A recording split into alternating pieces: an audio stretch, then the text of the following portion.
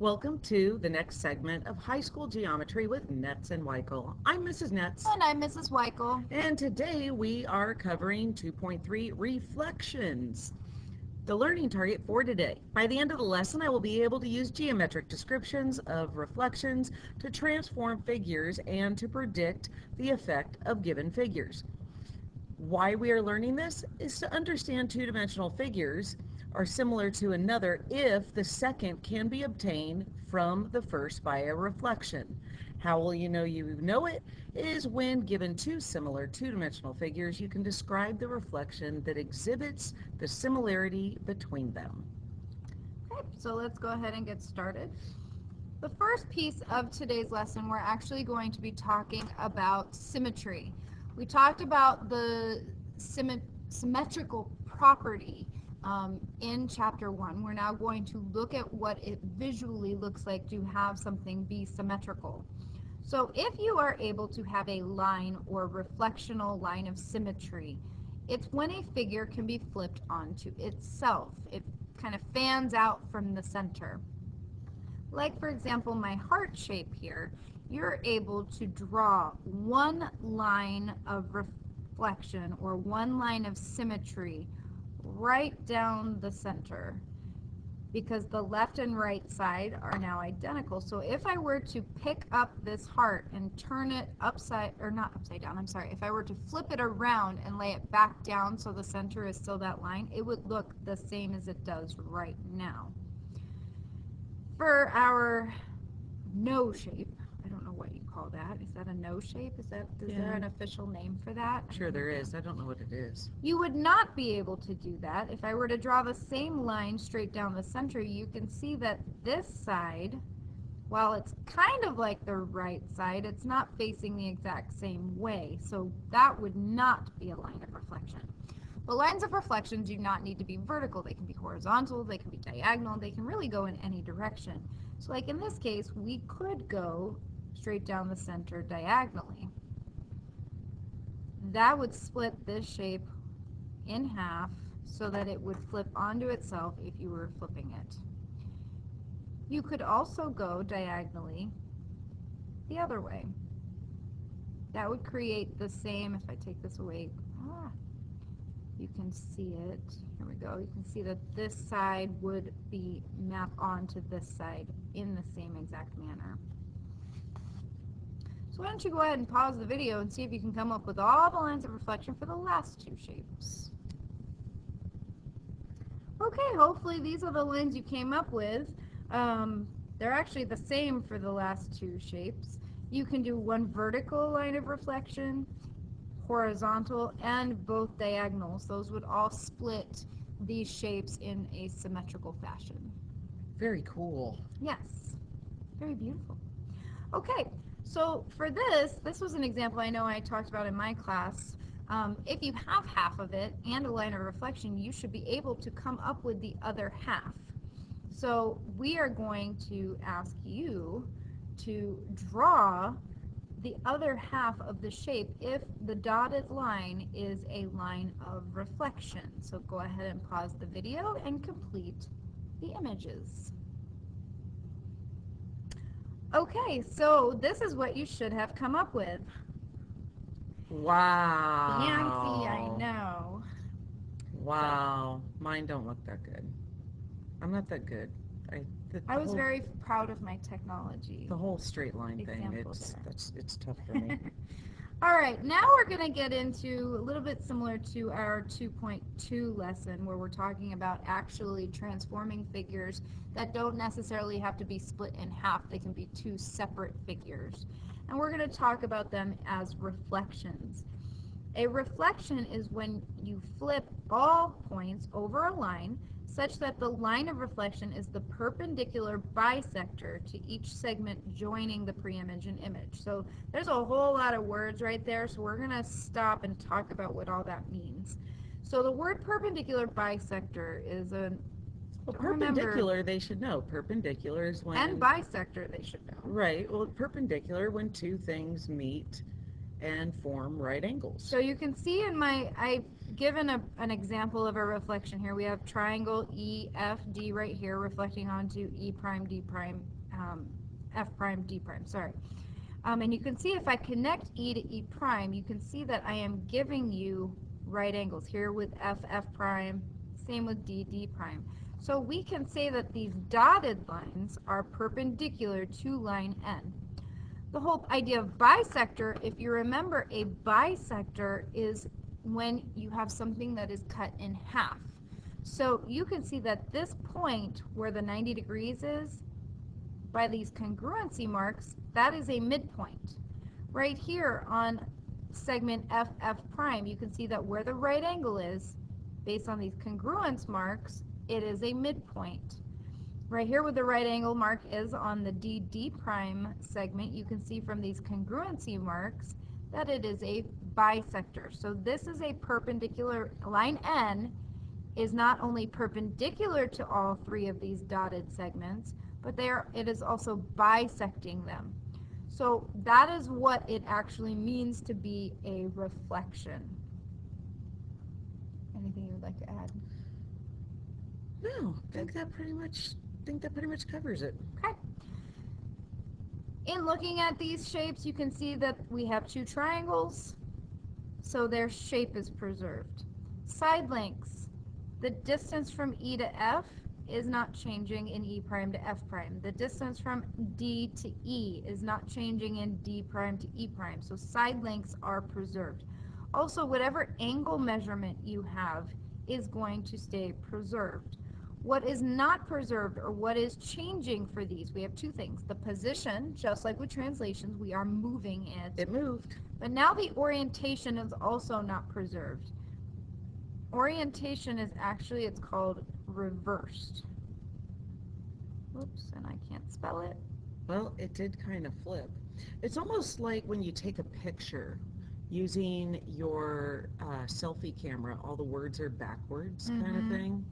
Or if you look in the rear view mirror of your car, you'll see that if there's any writing on the car behind you, it's all backwards. So if you look here, as far as the geometry goes, if we look here at triangle DEF, so if I go clockwise around starting at D, if I come here and go the same direction, I'm not getting the same letters. Remember, that's what it meant for orientation.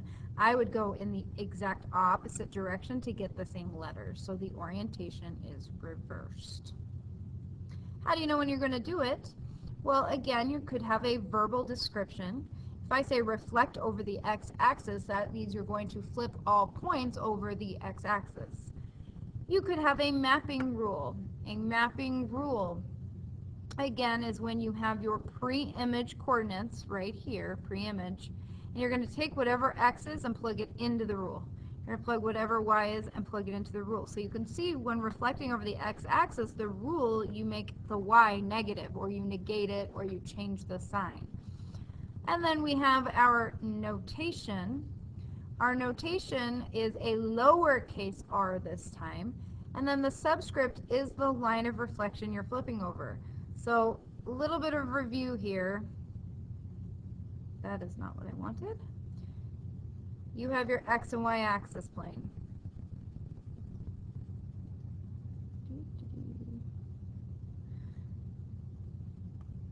Okay. So our x-axis goes this way. Our y-axis goes this way.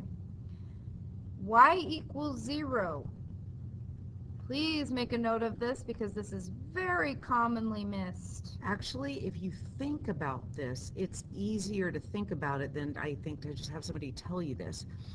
What I encourage my students to do is take a couple of points that you know are on the x-axis and write down all of those coordinates. So let's just take the point -1, 0. So there's -1, 0, and we would write the point -1, 0, and then maybe we look at the point 2, 0.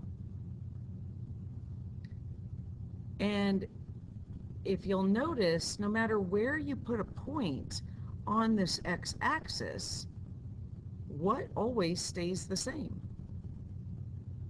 Your y values, and they're always 0. So on the x-axis, you'll find that y keeps equaling 0.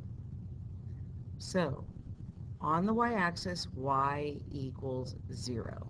And vice versa on the y-axis, if you do the same little exercise Miss Nats just suggested, you will end up getting a bunch of ordered pairs where your x is always 0. So your y-axis would be where x is always 0. So please make sure that is in your notes. Hey, Mrs. Michael, how come there's no like vector component form? If you remember back from our lesson for 2.2, vectors show distance and magnitude in which you are sliding all points. Well, we are not sliding all points today, we are reflecting. So your distances actually may change. You're using whatever distance each point is from the line of reflection. So if your point is 2 away, it will still be 2 away on the other side.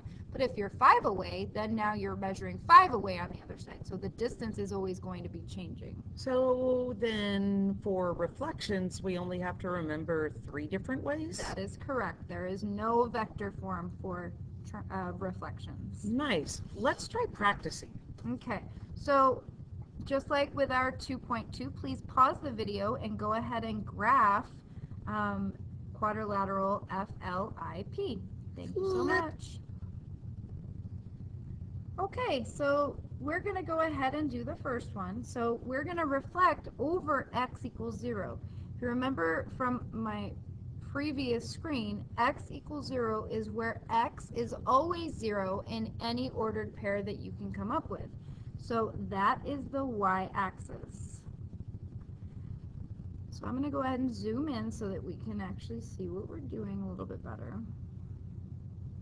So if I were to flip FLIP over the y-axis, you are going to use the idea of the y-axis needing to be the perpendicular bisector between each preimage and image. The nice thing about reflecting over an axis is you can use the grid as your perpendicular lines. So if the y-axis is going vertically, you know your preimage and image must be horizontal lines. So that deals with the perpendicular piece. The bisector piece, you just need to count the distance and repeat it to the other side so that that line of reflection is right smack in the middle. So I is going to be the easiest. You can see I is just 1 to the left, so we're going to go 1 to the right, and right there is going to be our I prime. L, we are 1, 2, 3, 4 to the left of our y-axis, so we're going to go 1, 2, 3, 4 to the right. Again, just like with translations, please notice I am moving each individual point. F is going to be 7 to the left of my y-axis, so I'm going to go 1, 2, 3, 4, 5, 6, 7 to the right. And then lastly, P is going to be 3 to the left, so I'm going to go 1, 2, 3 to the right. So if I move this, you can see that that is the shape. If I go ahead and take this, I have to be a little creative in how I do this. I'm flipping it left to right. You can see if I do that, it's going to map right onto the points that I needed it to map onto, showing me that my quadrilateral that I started with and the quadrilateral that I am finishing with is in fact the same exact shape, just in a new location, and it's flipped. So remember, what's preserved is shape, side length, and angle measurement. So now we can go ahead and fill in our table for our more algebraic-minded people. Yes, I love doing the math because it's easy. So I like showing it that way first and then talking about where the rule comes from. If you look at where, again, I'm just going to go to I. I'm going to skip to I first because it was the closest. It was at -1, 4, and if you look at where you have it graphed now, it is at 1, 4. So if you look, nothing's been added or subtracted to this. The absolute value of the numbers have not changed. All that changed was our first coordinate became positive.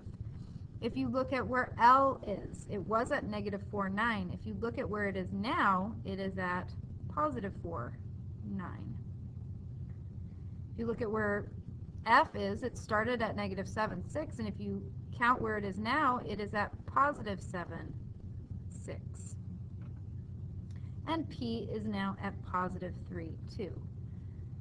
So again, pre-image to image, the only thing that is changing is your first coordinate is going from a negative to a positive. So the way we would show that in our rule, we don't want the number itself to change, we just don't want the sign to change. So our rule is going to be that all the x's are going to negate. Your y's, if you look, they did not change, so your rule is negative xy. The notation, remember you have a lowercase r, and then the subscript is the line you're reflecting over, which in this case was x equals 0. So why don't you go ahead and pause and see if you can reflect over the line y equals 0 and come up with the rule. Okay, so this is what you should have come up with for reflecting over y equals 0. You should have flipped FLIP over the x-axis down here into quadrant 3. Your coordinates, negative 7, 6, negative 4, negative 9, negative 1, negative 4, negative 3, negative 2. Making the rule, if you look at your pre-image versus image, all that's changing is your y coordinate, and all that's changing about it is its sign. So we would show that by a rule of x negative y, and our notation is lowercase r subscript y equals 0. All right, our next line of reflection for FLIP is going to be the line y equals x. If you remember back into your algebra days, y equals x is actually written in slope-intercept form. It is a slope of 0 for the y equals mx plus b. There is no plus b, so we know it's a plus 0. And then our slope, m, is right in front of x, which in this case is a 1.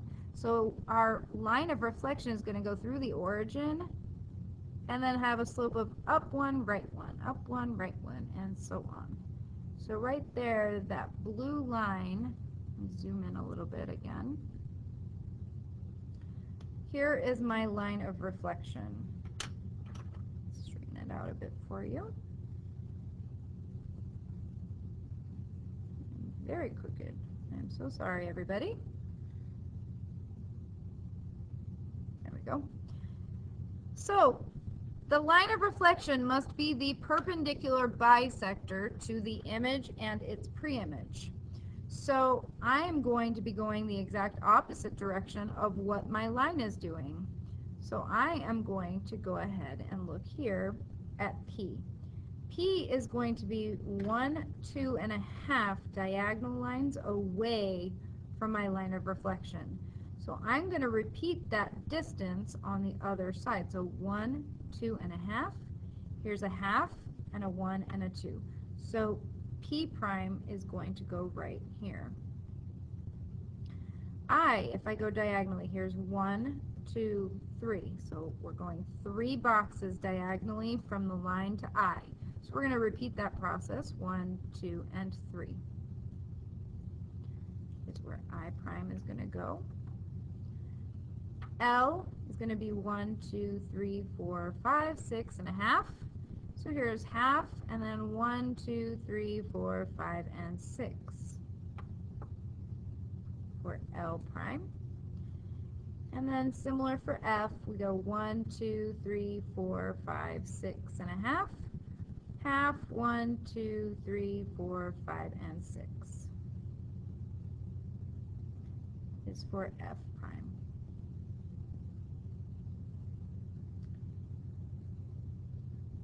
Darken that.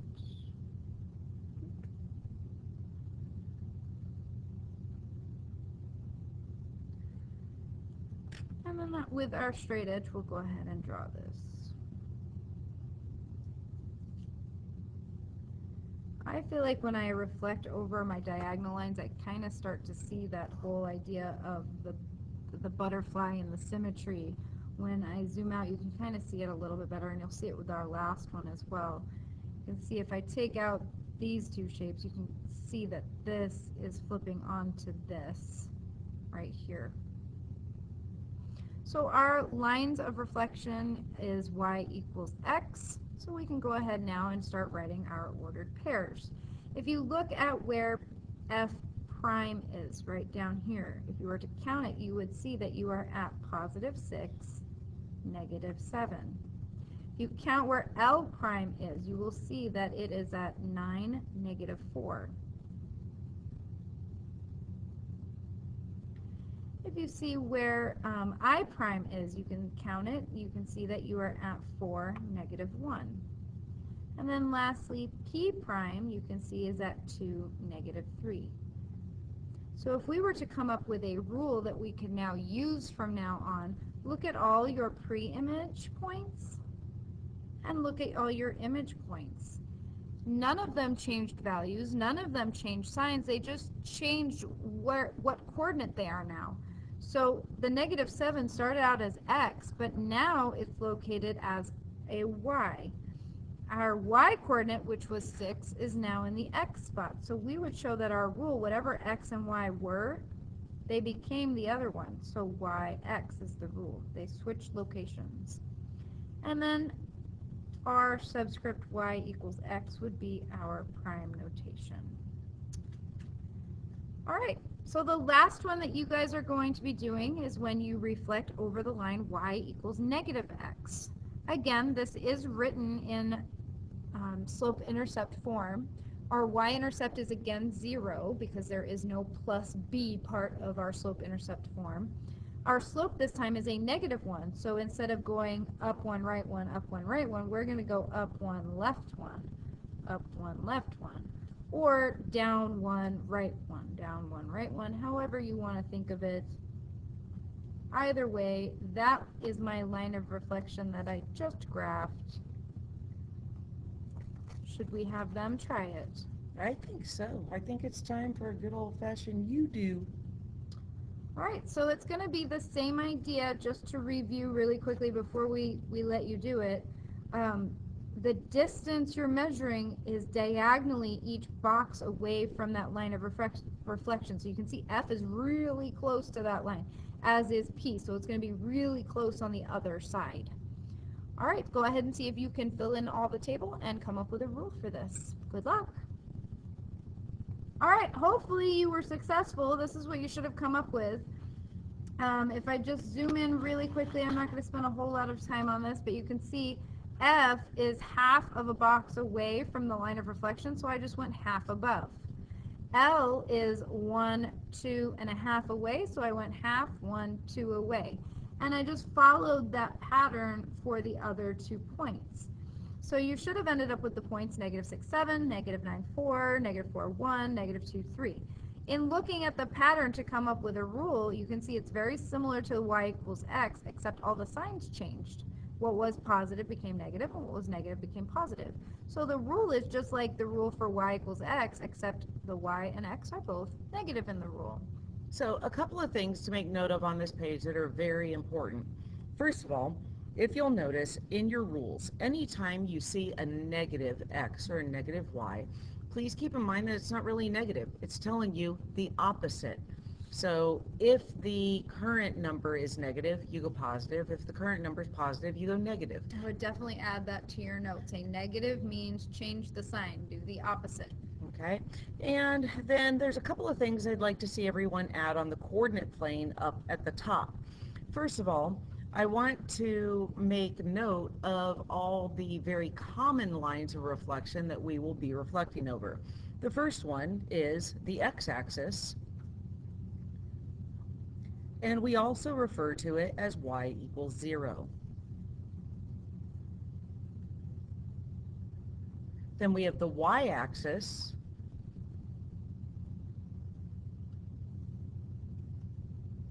and we will often refer to it as x equals 0. The computer is writing slower than me. Sorry. All right, and the last two, we have the line y equals x. Note that the slope of that line is a positive slope of 1, or your rise is 1, your run is 1, so it's 1 over 1. And lastly, we have the line y equals negative x. If you'll notice, it's a negative x, So therefore, it is a negative slope of 1.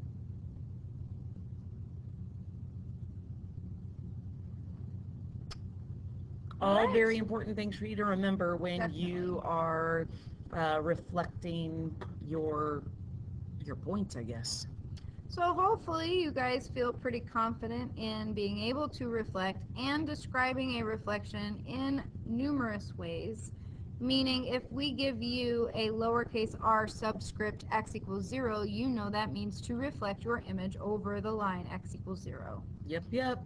If you have any questions, please reach out to us in one way or another or to your teacher. Thank you so much for joining us. Hey, Mrs. Michael. Hey, what's up, Miss Nets? What do you get when you cross geometry with McDonald's? What?